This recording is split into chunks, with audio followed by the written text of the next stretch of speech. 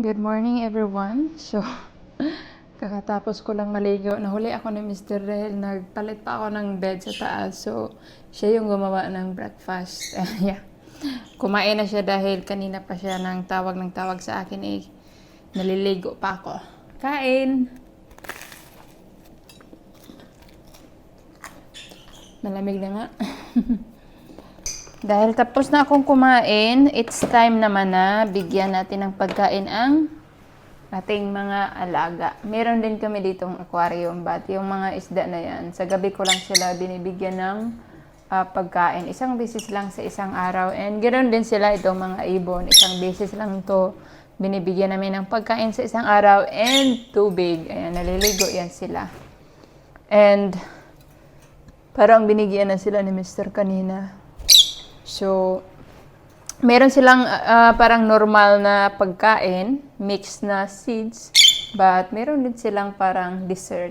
Ito, gustong-gusto nila to. Hindi ko alam kung anong pangalan ng pagkain na ito, but siguro sobrang matamis to, parang dessert to para sa kanila dahil sarap na sarap sila nito. Ayan, lumalapit na sila, nakita nila to. And yeah, gustong-gusto talaga nila tong kainin, but sabi ni Mr. Hindi daw to pwedeng ipakain araw-araw dahil hindi daw to healthy sa kanila. So, minsan lang binibigyan namin or kapag nilalabas namin sila, ito yung binibigay namin para papasok sila sa loob. So, ayan. Ingay-ingay na nila. Kapag meron tayo dito, magkikiss yan. So, kiss.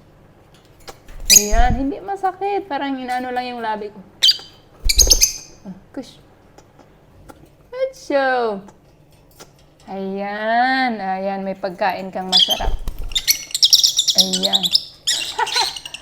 Ayan, tingnan nyo. Oh my God. Yummy ba? Yummy? Kawawa yung anak nila. Dahil, noong maliit pa yan, sobrang alaga nila. Parang, galit na galit yung mag-ama, yung mag-ina kapag papasok yung kamay mo sa loob dahil meron silang maliliit na anak. But now na malaki na, wala na silang pakialam sa sa anak nila. Ikaw naman, come, bilis, kain. Kain. Kaya inaaway nila yung anak nila. Hindi ko alam kung bakit.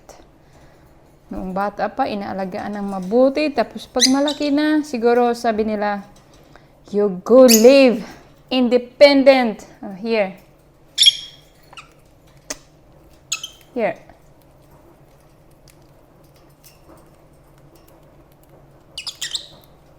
Actually, tatlo yung anak nila, but yung dalawa is bininta ata namin dahil hindi pwedeng sobrang daming ibon sa loob nitong cage na to dahil ako ang ingay tapos nag-aaway sila.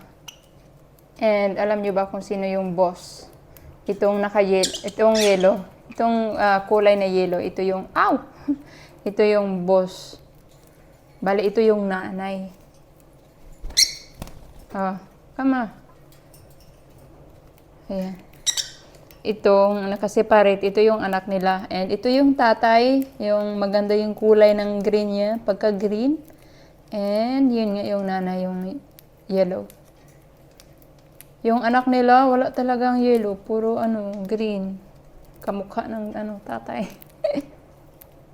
Diba? Yung nanay, yung nahirapan. Hirap na hirap din kaya yung itong yellow kapag mangingitlog siya. Halos hindi siya makagalaw.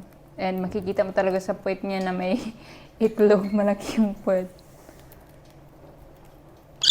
Ba't paglabas? Kamukha ng tatay? Oh no. Akit muna ako sa taas. Arrange ko tong nabili naming brief and mga socks.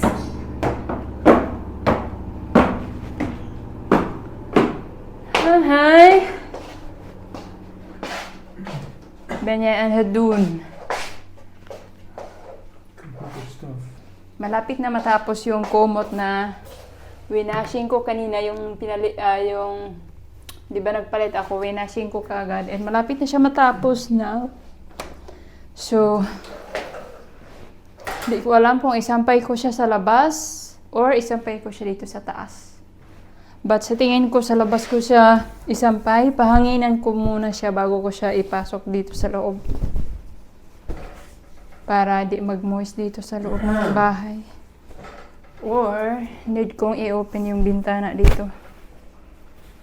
But yan, nandito si Mr. ngayon sa kanyang, ito yung ano niya, hobby camera or hobby room. I-update ko pala kayo sa aming booster prick kahapon or booster vaccination. So kagabi medyo sumakit yung aking arm. Tapos ngayon, konting-kunti na lang. Hindi kagaya kagabi. So super bilis lang. And thanks God naman. Good news. Walang side effect. So si Mr. okay lang yung pakiramdam niya. And your arm is no pain? Betchy lang daw. So, superb. We are done sa aming bakuna.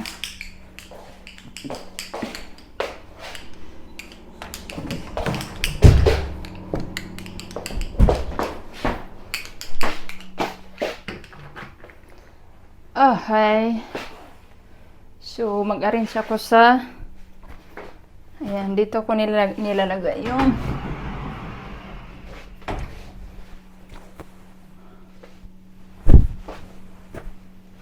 ayan.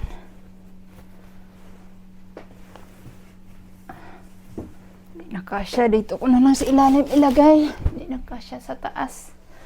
Tapos, lagay ko na rin dito yung medyas ni ni Mr. Ayan. Complete na yung niya, medyas. Tama na to. Tama na sa dami. Hindi na siya mauubusan. I mean, minsan kasi nauubusan siya ng medyas. Dahil hindi ako araw-araw nagwa-washing. Dahil inaantay ko muna na medyo marami yung labahan bago ko wina-washing para medyo tipid-tipid din sa dinala ko dito yung battery. Tipid-tipid ba sa kuryente. So, ayan.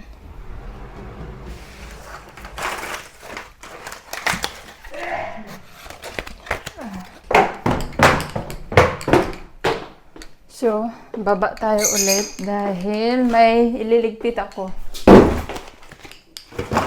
Iligpit ko yung natirang Christmas, ayan, Christmas decor. Hindi ko pa yan natanggal. Dahil noong una, akala ko, parang hindi ko to kayang tanggalin na ako lang mag-isa. Kailangan ko sa Mr. But sa tingin ko ngayon, tinignan ko kanina, parang carry naman. So, may ginagawa na si Mr. So, try ko lang tanggalin na mag-isa ako.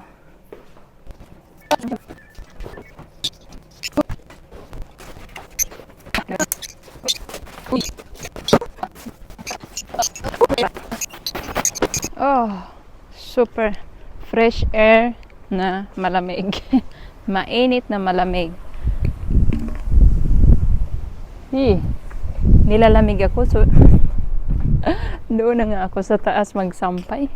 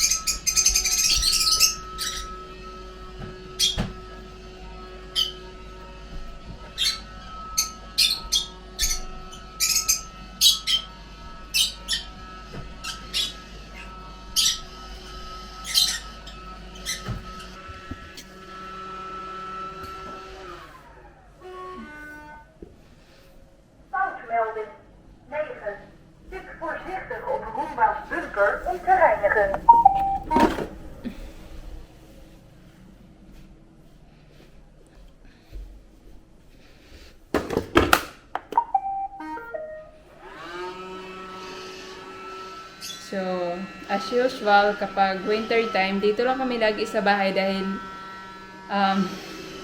ewan, tinatamad kami maglakad-lakad sa city kapag malamig bitaw. Lalong-lalo na yung isa sa taas, Mr. Hindi niya masyadong trip yung magdakwat sa or mamasyal sa city kapag ganito yung panahon na taglamig. So, asahan yung dito lang lagi yung aking vlog sa bahay. Kaya, minsan lang din ako makapag vlog lagi dahil as usual, kapag araw-araw ako mag-vlog, same lang din yung makikita nyo. So, baka maboring kayo kasi, yeah, as usual, same lang naman yung ginagawa ko sa araw-araw. So, di na lang ako nagba-vlog. Wala din akong ma-vlog. Nangyari sa vacuum.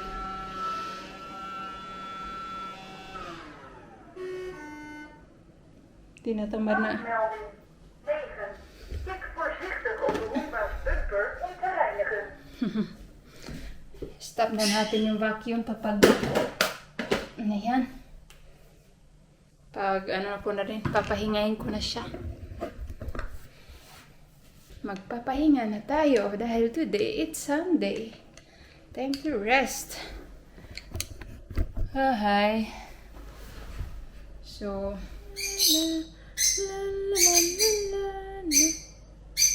ang ingay nito ang mga ibon na to.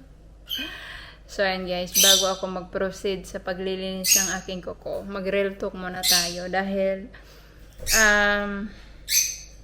dati ko pa itong nababasa yung mga ganitong comment and alam kong hindi lang to sa akin sinasabi. Sinasabi din ito sa ibang mga kapwa natin Pilipina na nakapag-asawa nga ng foreigner.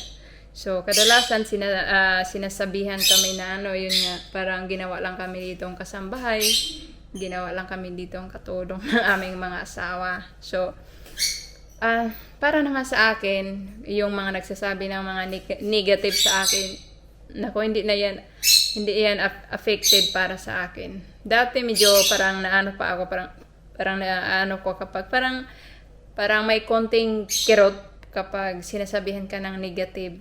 But ngayon, hindi ko alam kung bakit, nasanay na siguro ako.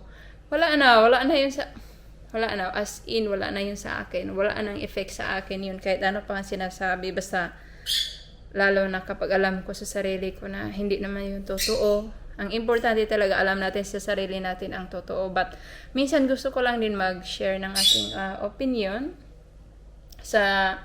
yun nga, sa mga sinasabi na ganyan, na ginawa lang kami ditong katulong or kasambahay. Kasi, yun nga, madalas nyo makikita is, naglilinis kami dito ng bahay. Kami yung nagluluto. So, yun yung, kaya nasasabi ng iba.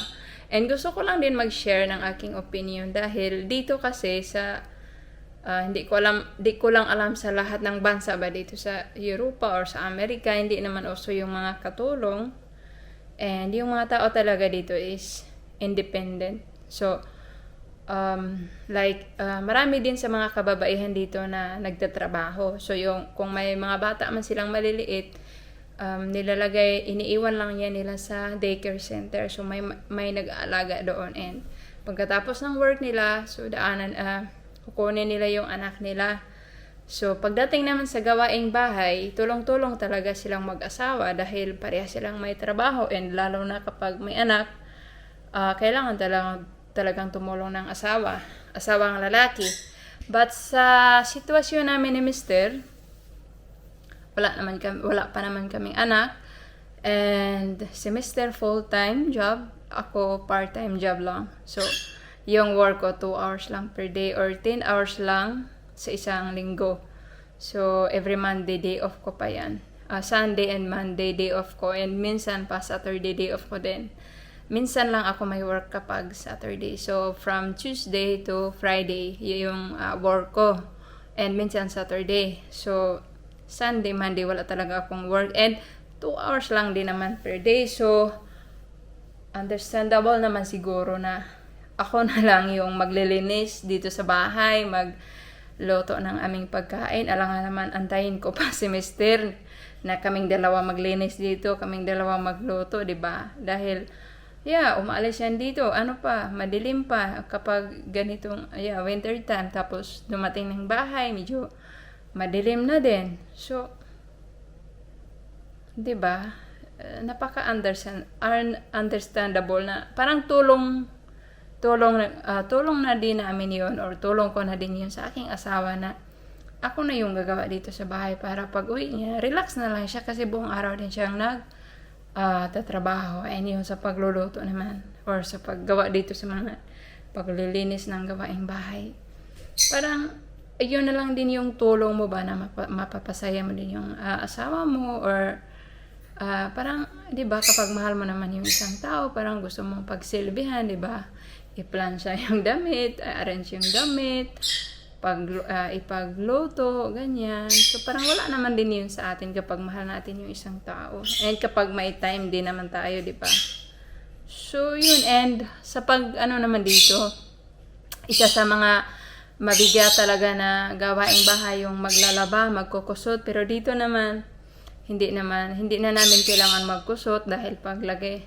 Ang ginagamit dito nila na washing machine is yung paglagay mo sa washing machine, paglabas, minsan tuyo na. Pero ako, nilalagay ko lang sa spin. So, paglabas nun, sampay na lang ako. Then, wala na masyadong mabigat na trabaho. Yun na lang maglinis-linis, magpunas-punas, magluto. So, napaka-easy.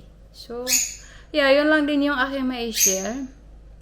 So, sana maliwanagan tayo. And, happy Valentine's Day sa ating lahat. Okay lang yan kahit wala tayong ka-date sa Valentine's Day. Pwede naman nating i-date yung sarili natin, mga kapatid natin, or mga kaibigan, mga magulang.